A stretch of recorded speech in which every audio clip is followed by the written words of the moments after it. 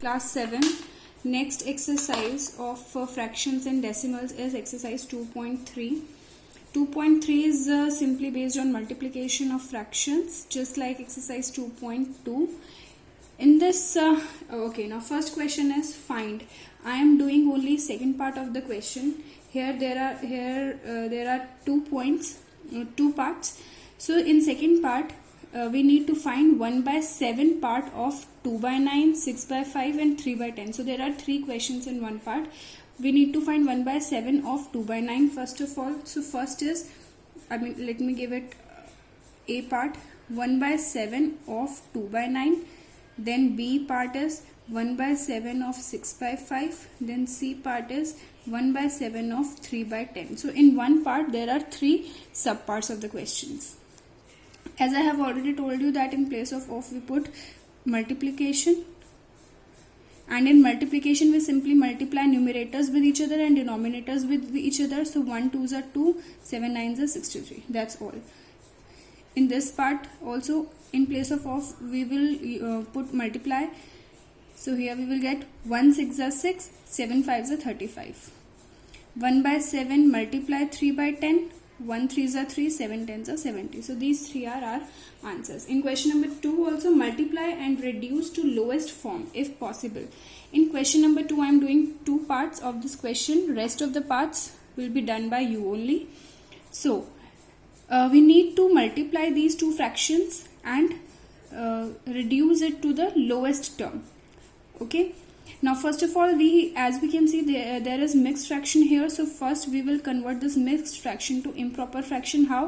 3 2s are 6, 6 plus 2 8 by 3. Now multiply numerators and denominators with each other. 2 8s are 16, 3 3s are 9.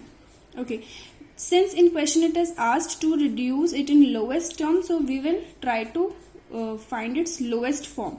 Means first we will see, is there any table or is there any number by which 16 and 9 both are completely divisible. Means ऐसा table जिसमें 16 भी आए और 9 भी आए. Is it there? No, there is no such table. So this is the lowest form in itself. Okay, numerator and denominators cannot be cancelled out. In fourth part, same. 9 3s are 27, 5 5s are 25. Is there any table where 27 and 25 comes together? No. So this is also in its lowest form. Suppose we get such numbers where we can cancel it out, we will do it. In question number 3, multiply the following fractions. In question number 3 also it is just the same multiplication, and here it is not asked to convert them in the lowest form. So we will simply multiply it. 3 5s are 15 plus 1, 16 by 3. If you want to cancel out here in the question only, in this step only, you can. Like I can cancel 3 with 3, then 2 1s are 2, 2 8s are 16. Now here I got 1, so 1 8s are 8, 1 1s are 1. So answer will be 8. Here 7 3s are 21, 21 plus 4, 25 by 7, 3 by 5. Yes, I can cancel out these through 25 and 5. Both are divisible by 5. So in case 5 के table में 5 कब आता है 1 पे, और 5 के table में 25 कब आता है 5 पे. Now 5 3s are 15 divided by 7. This is your answer. Now also if you want to convert it into mixed fraction, you can, because our question is in the form of mixed fraction. So we can convert our answer also in mixed fraction. So when you will convert it into mixed fraction, you will get 7 2s are 14 plus 1 15. Question number 4. In question number 4 it is asked which one is greater. See, I am doing first part, you will do second part your own. 2/7 of 3/4 is greater, or 3/5 of 5/8. So we will simplify both the parts separately, and then we can say which one is greater. Like 2/7 of 3/4, it can be cancelled out. 2 1s are 2, 2 2s are 4. So I will get 1 3s are 3, 7 2s are 14. Here also 3/5 of 5/8. I can cancel 5 with 5. I will get 3/8. Now which one is greater? Can you tell me now? We cannot say which one is greater unless our denominators are same. Or there is one other. So now you have two options. First option, you find out LCM of the denominators. LCM find karo. After that you make the denominators same or equal, and then you can say which one is greater. Or I had also told you this in class 6 that if we have numerators equal, then the fraction with lesser denominator is greater. I have told you this in class 6 also, that in case of numerators are same, we say that the fraction with lesser denominator is greater. Alright. So I can say that this 3/8 is greater. So this one is greater. Understood?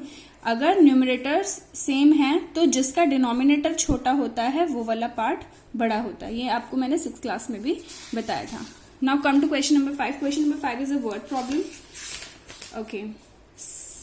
Sally plants 4 saplings in a row. एक row में सैली नाम की लड़की ने 4 saplings लगाए हैं, 4 plants लगाए हैं.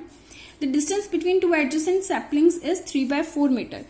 Adjacent, it means between each sapling there is the distance of 3/4 meter. Here it is also 3/4, here also it is 3/4, this is also 3/4. So these all are the distance at the distance of 3/4 meter.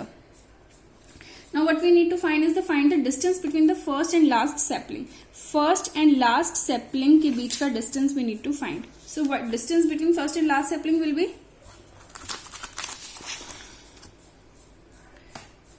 Distance between first and last sapling is क्या हो जाएगा? 3/4 plus 3/4 plus 3/4. Or what I can do is 3 multiply 3/4. Either you add 3/4 plus 3/4 plus 3/4, है ना? 3/4 plus 3/4 plus 3/4. Or we can multiply 3/4 3 times. So I'll get 3 3s are 9/4 meter. Alright. Question number 6 also a word problem. Lipika reads a book for 1 3/4 hours. See, in one day, Lipika is a girl who reads in one day 1 3/4 hours. Okay.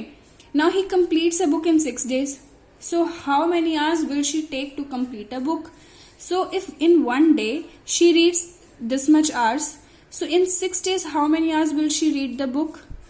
6 into this. So I'll get 6 into 4 is 4, 5 6 7/4. I can cancel out with this because 6 and 4, these both the numbers are divisible by 2. 2 2s are 4, 2 3s are 6. So I'll get 3 7s are 21. Here 1 1 2s are 2. Or if I convert it into mixed fraction, I will get it as 2 10s are 20 plus 1 hours. Clear? So your 2.3 is this much. Next exercise 2.4 is based on division of fractions. Alright. So in division, see, its division is just similar to multiplication. What you need to do is you just divide numerators with each other and denominators with each other. But it becomes a bit complicated if we solve division of fractions. So to make our calculations easier, we change division into multiplication. Alright. How do we do this? हम division को multiplication में change करते हैं अपनी calculation को easy करने के लिए. Alright. So how do we do this? हम जिसको भी डिवाइड करना है, that means the first number, we write it as it is. जो भी नंबर है उसको वैसे लिखेंगे. डिवीजन को वी चेंज इनटू मल्टीप्लिकेशन, और डिवीजन के साइन के बाद जो भी फ्रैक्शन होता है उसका रेसिप्रोकल हो जाता है. ठीक है. इट मीन्स 3/4 है, so it will become 4/3. Now it has become the problem of multiplication. It can be solved the same way. If you want to cancel it out, 3 1s are 3, 3 4s are 12. So I'll get 4 4s are 16 here. Similarly, I have done 6th part here also. 5. I can convert division into multiplication. Alright. 6 See, here it is in the form of mixed fraction. So first I'll have to convert it into improper fraction. 5 divided by 7 3 is 21. It will be 25 by 7. So when I convert it into multiplication, इसका reciprocal हो जाएगा. Divide था, multiply, और divide के बाद अगला जो fraction होता है उसका reciprocal. So it will be 7 by 25. I can cancel out this. नीचे कुछ भी नहीं है इसके तो 1 लगा सकते हैं. 5 1 5, 5 5 25. So it will be 1 7 7, 1 5 5. I can convert it into mixed fraction. 1 2 by 5. Question number 2. Find the reciprocal of each of the following fractions. Classify the reciprocals as proper, improper and whole numbers. हमें जो fractions दिए गए हैं उनके reciprocal लिखने हैं. पहले तो 3 by 7 का reciprocal क्या हो जाएगा? 7 by 3. और फिर ये बताना है कि ये proper है, improper है या होल नंबर है. तो ये कैसा फ्रैक्शन है? न्यूमरेटर बड़ा है, डिनोमिनेटर छोटा है, तो ये कैसा फ्रैक्शन होगा? ये इम्प्रॉपर फ्रैक्शन है. क्लियर? Next 1 by 11. 1 by 11 का reciprocal 11 by 1. So it can be written as simply 11. ये क्या है? It is a whole number. I have done 2 parts only. सारे पार्ट्स आपको करने हैं कॉपी में अपने आप. Question number 3 is also simply a division based question. It can be written as 6 by 13. Division को हम मल्टीप्लीकेशन में चेंज कर देंगे. ये 7 by 1 था तो it will become 1 by 7. 1 by 7 हो जाएगा नहीं है. अब हम क्या करेंगे? इसको सिंपली न्यूमरेटर्स को आपस में 6 1 6, 13 7 91. ठीक है. 6 part also it is mixed fraction. तो पहले हम इसको इम्प्रॉपर में चेंज करेंगे. 7 28 29 30 31 by 7 मल्टीप्लाई. ये 7 by 1 है, इट विल बी 1 by 7. एक चीज जो बच्चे अभी भी समझाने के बाद भी जो पेपर में मिस्टेक करते हैं वो ये कि वो डिवीजन के से पहले वाले फ्रैक्शन को भी रेसिप्रोकल कर देते हैं और डिवीजन के बाद वाले फ्रैक्शन को भी रेसिप्रोकल कर देते हैं. नहीं, डिवीजन से पहले वाला जो फ्रैक्शन है उसको रेसिप्रोकल नहीं करना है. डिवीजन के बाद वाले फ्रैक्शन को रेसिप्रोकल करना है. Alright. Now it will become 31 1 31, 7 7 49. Now question number 4. Simply ये भी सेम वैसे ही है. क्वेश्चन नंबर 4 भी डिवीजन से पहले वाला as it is, division multiply में चेंज, और डिवीजन के बाद वाला फ्रैक्शन रेसिप्रोकल हो जाएगा. कैंसिल हो जाएगा. ये आ जाएगा 3 by 8. मिक्स फ्रैक्शन में है तो इम्प्रॉपर में पहले चेंज करेंगे. 5 2 10 plus 1 11 by 5. Divide 5 1 5 plus 1 6 by 5. पहले डिवीजन को डिवीजन ही रखो. अगर मिक्स फ्रैक्शन में है तो पहले मिक्स फ्रैक्शन को इम्प्रॉपर में चेंज कर लो. अब डिवीजन को मल्टीप्लाई में चेंज कर लो. डिवीजन से पहले वाला एज इट इज, डिवीजन के बाद वाला रेसिप्रोकल. Cancel out. 11 by 6. इसको हम मिक्स फ्रैक्शन में चेंज कर सकते हैं. 6 1 6 plus 5 11. ठीक है. Now question exercise 2.5. Exercise 2.5 is based on decimal problems. In question number 1 हमें सिर्फ ये बताना है which one is greater. ये हम 6th क्लास में भी कर चुके हैं डेसिमल वाले प्रॉब्लम्स, है ना. तो हमें क्या करना होता है? हमें सिर्फ डेसिमल के पहले वाले नंबर्स को देखना है. डेसिमल के पहले नंबर पे यहाँ भी 0 है, यहाँ भी 0 है. चलिए अब आगे बढ़ते हैं. डेसिमल के बाद नेक्स्ट नंबर यहाँ 5 है, यहाँ 0 है. तो ऑब्वियसली 5 वाला बड़ा है तो हम आगे नेक्स्ट नंबर को देखने की जरूरत ही नहीं है. इसका मतलब ये डेसिमल नंबर बड़ा है. ऑलराइट. थर्ड पार्ट में यहाँ सिर्फ 7 है और यहाँ 0.7 है. तो यहाँ तो डेसिमल है ही नहीं, तो इसको मैं 7 पॉइंट के बाद 0 लिख सकती हूँ. ठीक है. अब यहाँ डेसिमल, सबसे पहले हमें डेसिमल से पहले वाला नंबर देखना होता है. डेसिमल से पहले यहाँ 7 है, यहाँ डेसिमल से पहले 0 है. तो विच वन इज ग्रेटर? 7 वाला. तो this one is greater. In 6 part decimal से पहले 0, डेसिमल से पहले 0. अभी यहाँ तो सेम है. अब डेसिमल के बाद चलते हैं. डेसिमल के बाद यहाँ 8, यहाँ भी 8, सेम आ गया.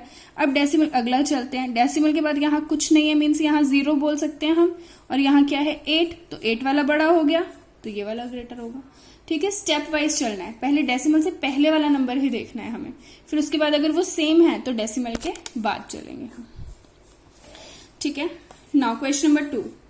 Question number 2 is express as rupees using decimals. इनको हमें रुपीज में चेंज करना है.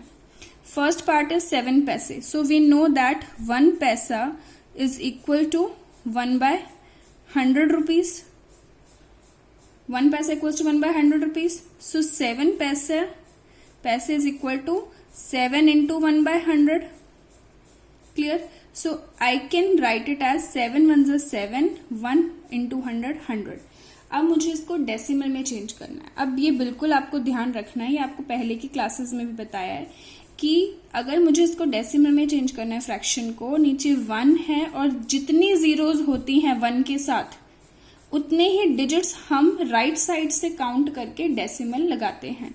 जैसे यहाँ 2 जीरोज हैं तो 7 एक हो गया, इसके बाद इससे पहले कोई नंबर नहीं है तो अपने से हम 0 लगाएंगे और फिर हम 2 डिजिट से पहले राइट साइड से गिनेंगे 1 2 डिजिट से पहले डेसिमल लगा देंगे और डेसिमल के आगे कुछ नहीं है तो ये भी हो जाएगा 0. तो ये आ गया 0.07 rupees. Understood. Now third part और मैंने बताया यहाँ पे 77 रुपीज तो ऑलरेडी रुपीज में है, इसको हमें कुछ नहीं करना, हमें 77 पैसे को कन्वर्ट करना होगा रुपीज में. So 1 paisa is equal to 1/100 rupees.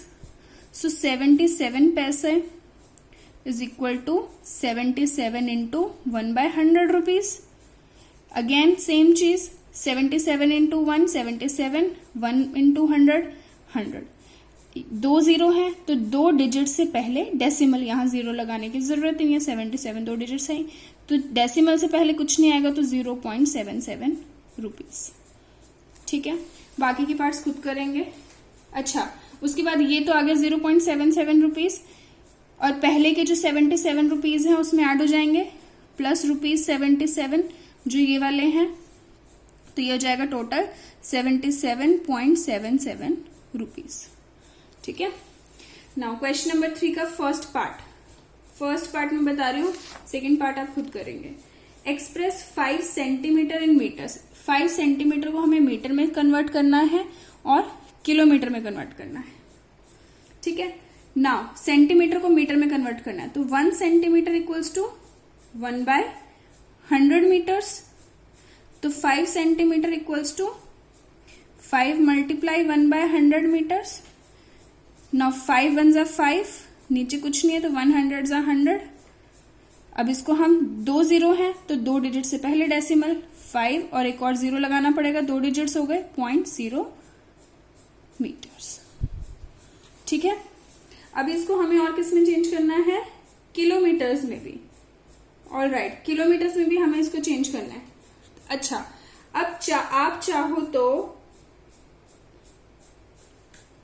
Kilometres को सेंटीमीटर से भी चेंज कर सकते हो. चलो हम इसी से करते. 1 सेंटीमीटर इक्वल्स टू, या तो फिर मीटर को किलोमीटर में भी चेंज कर सकते थे पर हम सेंटीमीटर को कर देते हैं. 1 सेंटीमीटर इक्वल्स टू 1/10,000 किलोमीटर, नहीं 1 लाख किलोमीटर. ठीक है. 2 जीरो तो इसकी आ गई और 3 जीरो किलोमीटर्स की और आ गई. तो 5 सेंटीमीटर कितना हो जाएगा हमारे पास,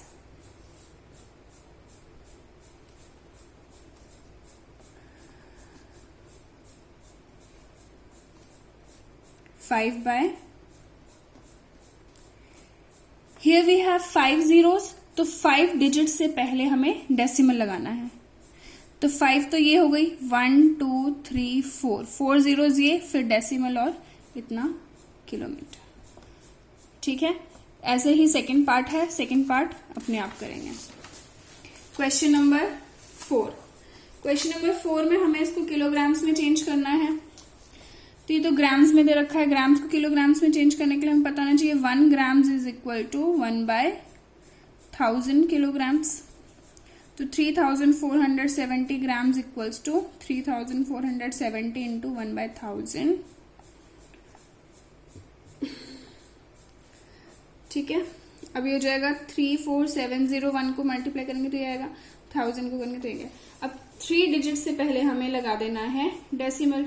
तो 1 2 3 ये आ जाएगा 3.470 किलोग्राम्स. ठीक है. यहाँ 4 किलोग्राम्स 8 ग्राम्स, तो 4 किलोग्राम्स तो किलोग्राम्स में है ही, 8 ग्राम्स को करना है. तो 1 ग्राम्स इक्वल्स टू 1/1000 1000 किलोग्राम्स, आपको ये हरी बारी लिखना है। So 8 grams equals to 8 into 1/1000 kilograms. ये हो जाएगा 8 1 जा 8, 1 इंटू 1000 करेंगे 1000। तो 3 डिजिट से पहले हमें डेसिमल लगाना है। एक तो 8 ही हो गया, 2 0 ये हो गई, इतना किलोग्राम्स। अब इसमें हम ऐड कर देंगे 4 किलोग्राम्स जो ऑलरेडी है हमारा वो, प्लस 0.008 किलोग्राम जो अभी आया है वो, टोटल हो जाएगा 4.008 किलोग्राम्स। ठीक है। Now question number 5, expanded form में लिखना है। अब एक्सपेंडेड फॉर्म आपको छोटी क्लासेस में भी बताई थी कि जब हम डेसिमल के लिए एक्सपेंडेड फॉर्म लिखते हैं तो ये वंस प्लेस होती है, ये टेंस होती है, ये और डेसिमल के बाद 10th प्लेस होती है, फिर 100th प्लेस होती है। ये आपको 6th क्लास में बताया था।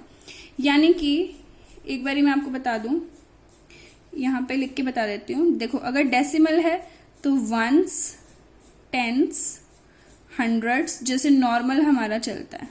ठीक है। यानी कि ये इंटू 1 होता है, ये इंटू 10 होता है, ये इंटू 100 होता है, और आगे 1000, 10,000 ऐसे।